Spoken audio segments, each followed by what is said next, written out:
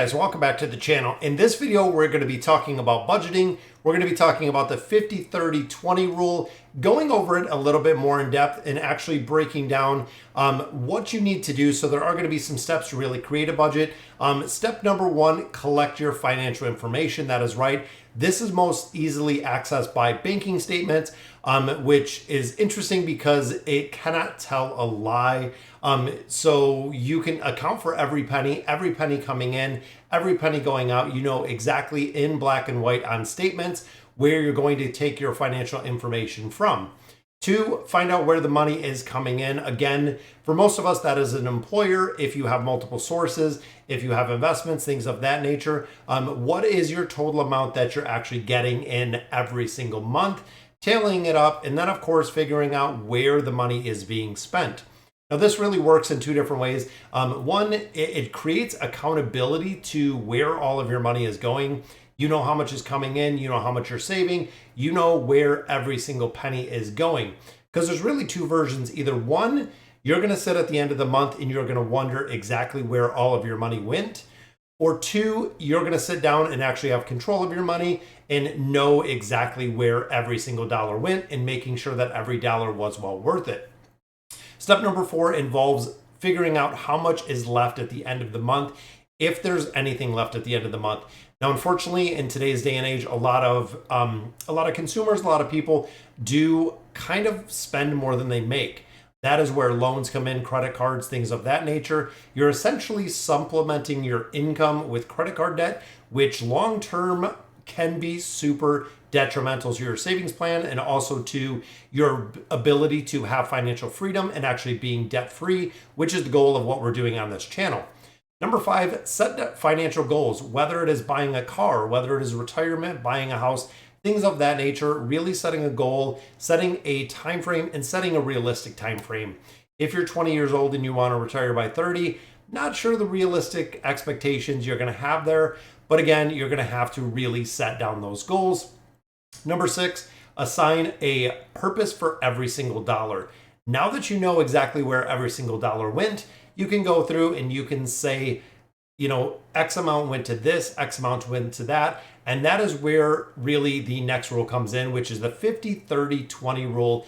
Kind of a very cool thing to live by. A lot of financial institutions teach this. A lot of financial advisors do the same. So the 50-30 rule is really broken down to 50% of your income. So we're going to say theoretically you make $2,000 a month. So 50% of your income, so that first $1,000 is earmarked for your needs. That is right, guys. The last video we did was talking about the needs and the wants. Half of your income, 50% of your income is earmarked for your needs. So what does that entail?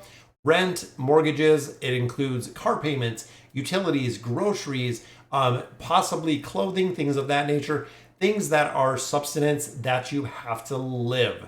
Now, the next part of the 50-30-20 rule is the next 30%. So 30% can be earmarked for your wants.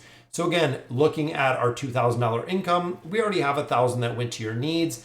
Now we have 30% of that is going into your wants, which again is kind of interesting. In my opinion, 30% is kind of a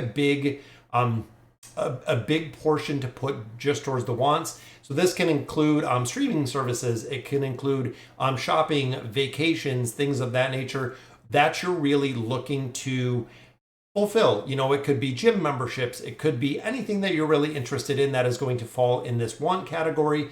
That does not fall into the needs. Now, the last 20% of the 50-30-20 rule is savings or debt.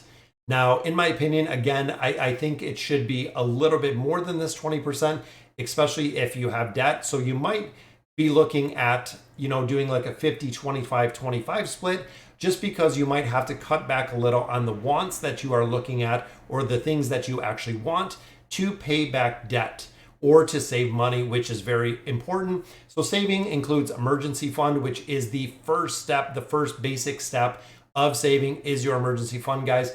What the emergency fund allows you to do is it actually allows you to utilize that money for an emergency instead of falling back to the old standby, which for a majority, again, of consumers is credit card and credit card debt. which credit card debt, if you're spending $1,000 on a credit card with a high interest rate, ultimately you're going to be paying much more than $1,000 to pay that back. And most consumers, again, do carry debt for an excessive amount of time. Now, in addition, it can be putting extra money towards retirement. It could be child education, and it could also be, again, repaying debt, credit card payments, things of that nature. Again, balancing out exactly what you're going to be utilizing within here.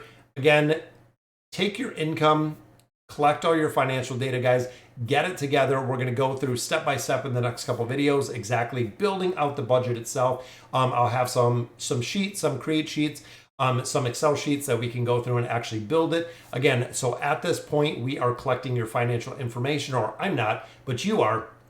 Get everything together, find out what money is coming in, find out what money is coming out, see what the bottom line is. Hopefully, in your case, guys, when you actually do this, taking control of your finances, you're going to find out that you are positive at the end of the month.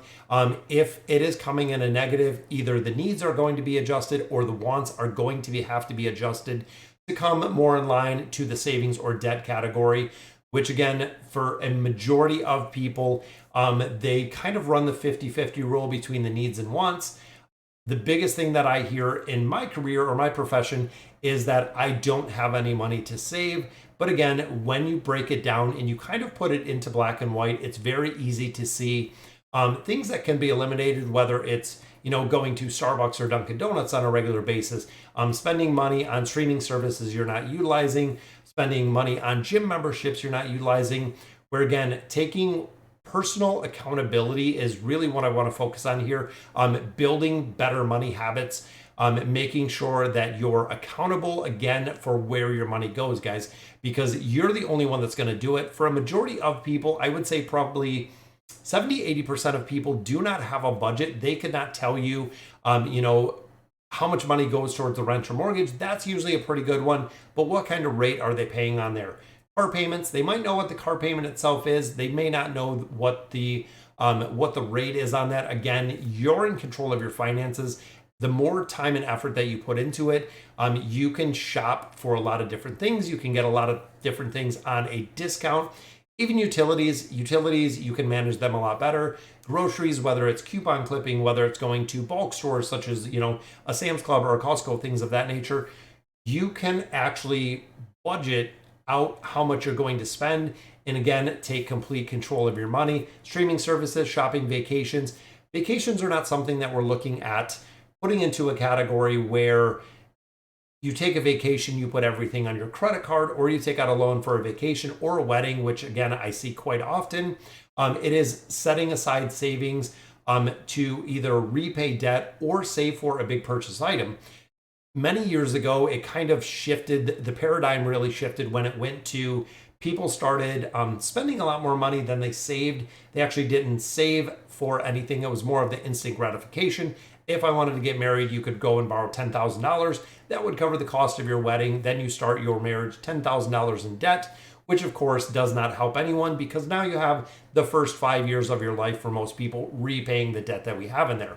All right, guys, so I hope these 6 steps really helped you in creating a budget. Again, get all the financial stuff together. Remember the 50-30-20 rule, which again, will go in a little bit more in depth as we continue our journey through the financial education. Let me know in the comments what you guys think. And as always, thank you guys for watching.